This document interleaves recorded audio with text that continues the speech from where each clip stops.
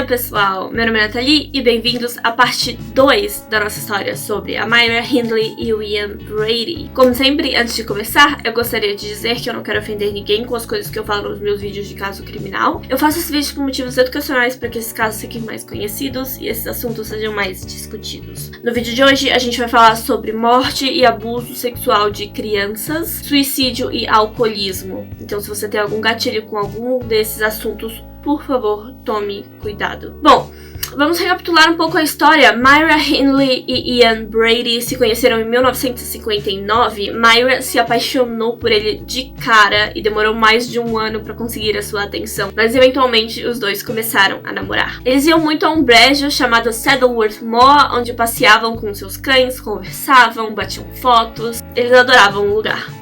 Foi lá também que eles começaram a conversar sobre a morte e sobre cometer crimes juntos. Ela foi na dele, eles roubaram e vandalizaram muitos lugares juntos. Eles até aprenderam a atirar juntos. Mas um dia, o Ian começou a falar sobre cometer o crime perfeito e eles começaram a planejar isso. Eles precisavam de um veículo de fuga, então a Myra aprendeu a dirigir. Foi aí que o Ian apresentou para ela um livro no qual dois homens sequestravam e matavam uma criança. E para ele, aquele seria o crime perfeito. E a Myra concordou. Os dois arranjaram uma van e começaram a sair por aí com a sua câmera, batendo fotos de crianças e estudando a rotina delas. Eles também foram a Saddleworth Moor ver lugares apropriados para esconder e enterrar uma criança. Dia 12 de julho de 1963, os dois saíram juntos do trabalho e foram para casa da Myra se preparar. Eles tinham roupas, revisaram seus planos e partiram. Myra ia na van e o Ian ia de moto. A Myra devia dirigir a van e esperar que o Ian acendesse os faróis da moto, o que indicaria que a pessoa que estava na calçada era a vítima deles. Pauline Reed era uma menina de 16 anos que naquela noite ia a uma festa. Normalmente ela ia com os amigos, mas naquela noite ela foi sozinha, vestindo um vestido rosa, um casaco azul e um colar de ouro. A Pauline era muito responsável, muito tímida e ela trabalhava na padaria da família. Ela saiu de casa por volta das 8 da noite e nunca mais foi vista. A Myra conhecia a Pauline, ela estacionou a van e ofereceu uma carona para ela. A menina aceitou. No caminho, ela perguntou para Pauline se ela ajudaria a procurar por uma luva que ela perdeu em Saddleworth Moor. E ali, os dois a atacaram. A Myra disse que o Ian foi com a Pauline até uma área mais escondida do lugar e a atacou lá sozinho. Ela disse que voltou para a van e ficou esperando ele voltar. E aí o ajudou a enterrar a menina e os dois foram embora juntos. O Ian diz que não, que a Myra participou de todo o assassinato da Pauline, que ele e a Myra atacaram ela junto, abusaram sexualmente dela e mataram e a enterraram juntos. Myra diz que ele roubou o colar de ouro da Pauline, mas ela diz que foi ele que roubou o colar de ouro da Pauline. Bom, quando o corpo foi encontrado, o corpo da Pauline foi encontrado muito tempo depois, a gente vai falar sobre isso depois, foi comprovado que a sua garganta havia sido cortada 2 vezes e que ela havia sido abusada sexualmente. Quando a enterraram, eles plantaram grama em cima do corpo dela, para não parecer que a terra foi mexida, e os dois guardaram as armas do crime.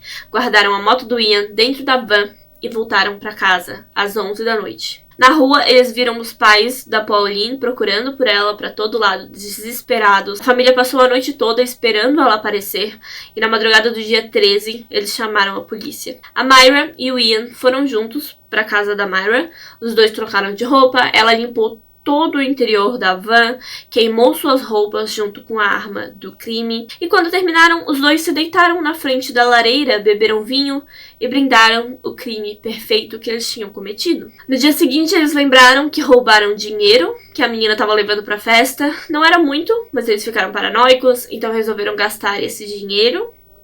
Ok, estava resolvido. E depois que isso foi resolvido, a Myra disse pro Ian que ainda estava com o colar da Pauline. O Ian ficou muito bravo, essa era uma prova muito importante, então mais tarde os dois voltaram para Saddleworth Moor e enterraram o colar no mesmo lugar onde ela estava enterrada. A polícia continuava procurando pela Pauline, não havia muitas pistas, nenhuma testemunha, é claro, nada. Durante semanas, a família procurou por ela, mas ela nunca foi encontrada. A mãe dela, infelizmente, entrou em depressão e acabou tendo que ser colocada em uma clínica psiquiátrica. Poucos dias após o assassinato da Pauline, a Myra e o Ian fizeram algo que eles vão fazer muitas outras vezes durante essa história. Eles fizeram um piquenique sentados em cima do lugar onde a Pauline estava enterrada. Eles comeram, brincaram com o seu cachorrinho e tiraram fotos em cima de onde a Pauline estava enterrada. Essa van que os dois usaram foi dada de presente para Myra. Até agora eles só estavam usando emprestado de vez em quando,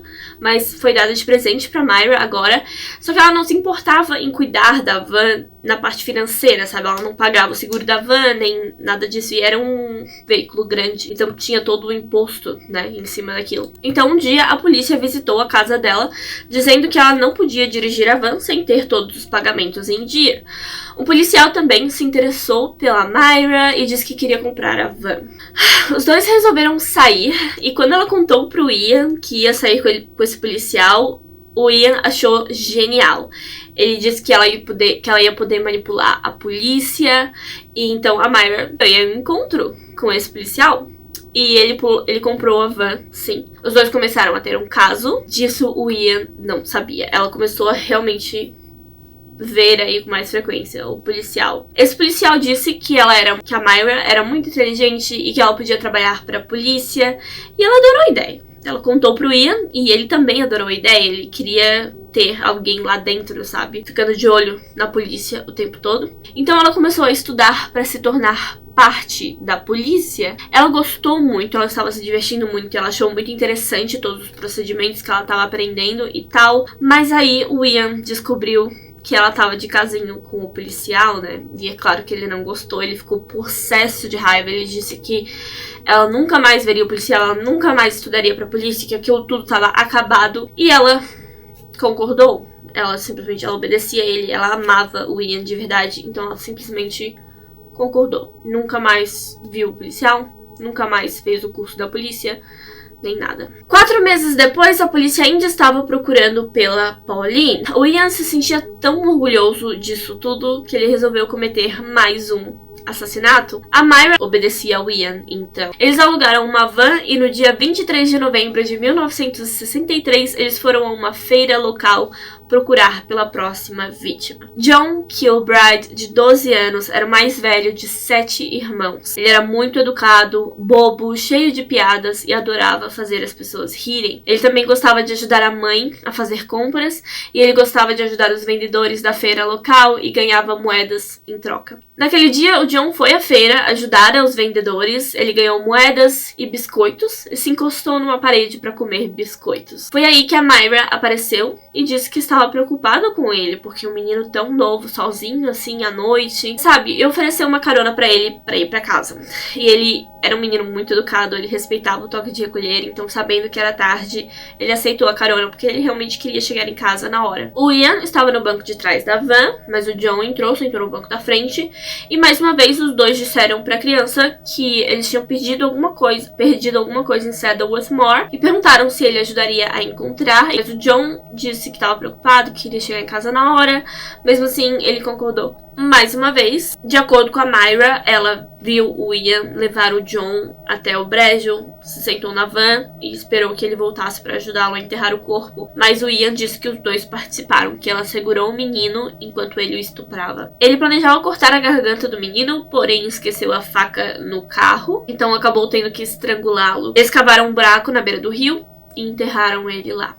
Como da última vez, os dois voltaram para casa, limparam a van inteira, queimaram suas roupas, checaram as evidências e comemoraram, bebendo vinho. Naquela noite, a mãe do John, é claro, estava bem preocupado com ele, sabendo que ele nunca chegava em casa tão tarde da noite. Ele sempre respeitava o toque de recolher. Eventualmente, ela chamou a polícia e as buscas começaram. Eles falaram com amigos dele. Ninguém o viu naquela noite. O tempo passou, a mãe ainda preparava comida pra ele todos os dias, esperando que ele voltasse. E ela também, toda noite, esperava na porta de casa, esperando que talvez ele simplesmente chegasse do nada. Mas ele nunca foi encontrado. As buscas foram gigantes, até médiums ajudaram a polícia. Os policiais chegaram a acusar o pai do John e ele quase foi preso pela morte do rapaz. Ian e Myra, mais uma vez, depois de um tempo, foram ao brejo fazer um piquenique, sentados na beira do rio sobre o corpo da sua vítima, bebendo vinho e se divertindo. Outra coisa para se lembrar é que eles eram bem pacientes.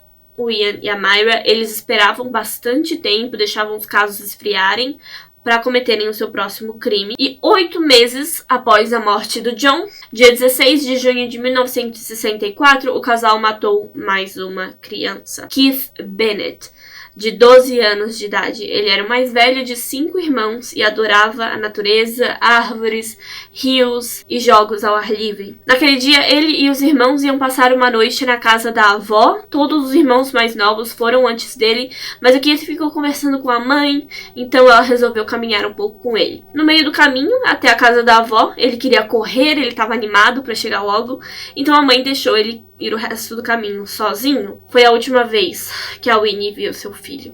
A casa da avó ficava a menos de 5 minutos de lá, menos ainda porque o menino ia correndo, e nesse espacinho de tempo, a Myra parou a van perto do rapaz e perguntou se ele os ajudaria com uma mudança e em troca ela daria doces pra ele. E ele concordou. Mais uma vez eles mencionaram que perderam uma coisa no brejo e o menino disse que podia ajudar. Mais uma vez as histórias variam. O Keith parecia preocupado. A Myra tentou acalmá-lo, disse que ela mesma conversaria com a avó, que a avó não ia ficar brava com ele, porque ele estava sendo muito legal com eles. Mas aí ela o segurou no chão, enquanto Ian o estuprava e o matava. Ian, por algum motivo, decidiu tirar fotos do menino antes de enterrá-lo, e aí eles terminaram tudo, como sempre. Mas dessa vez os dois não quiseram ficar juntos depois que terminaram. Cada um foi para sua casa.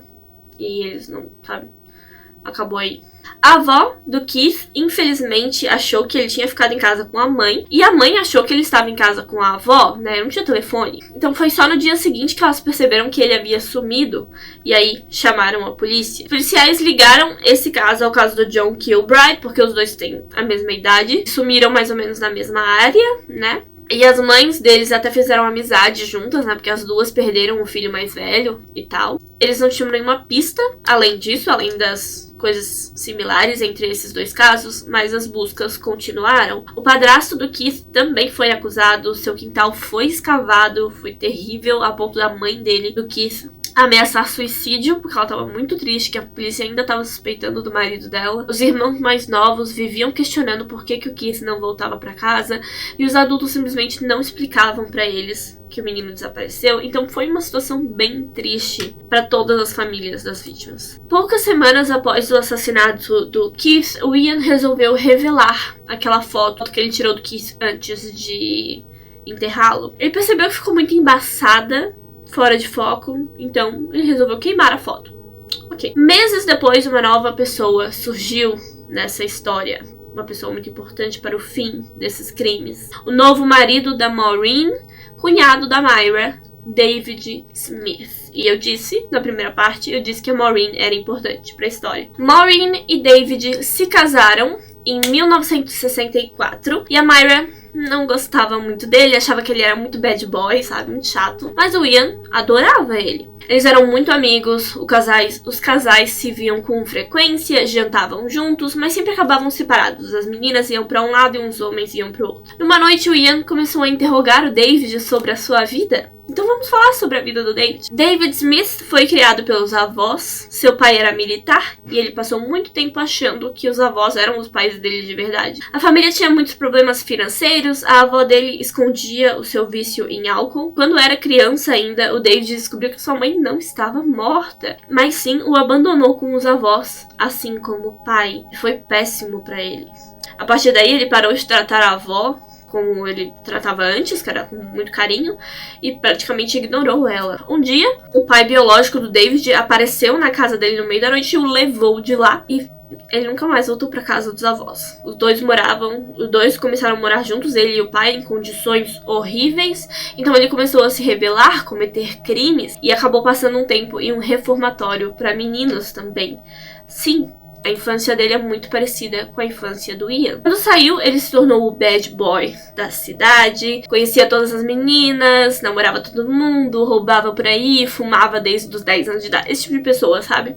Ele saiu um pouco com a Pauline, a primeira vítima do Ian e da Myra, antes de começar a namorar a Maureen. Ela ficou grávida, e aí os dois meio que se casaram por obrigação. E agora eram todos amigos. David adorava o Ian, achava ele incrível, achava que ele era tipo o ídolo, sabe? Maravilhoso. A Myra tinha ciúmes do David porque ele passava muito tempo com o Ian. Os dois se tornaram muito bons amigos de verdade. E um dia o Ian até sugeriu pra Myra que o David podia participar dos assassinatos com os dois. E isso deixou a Myra muito triste, porque aquilo era pra ser uma coisa dos dois, né? Uma coisa que os dois faziam juntos, uma coisa só deles.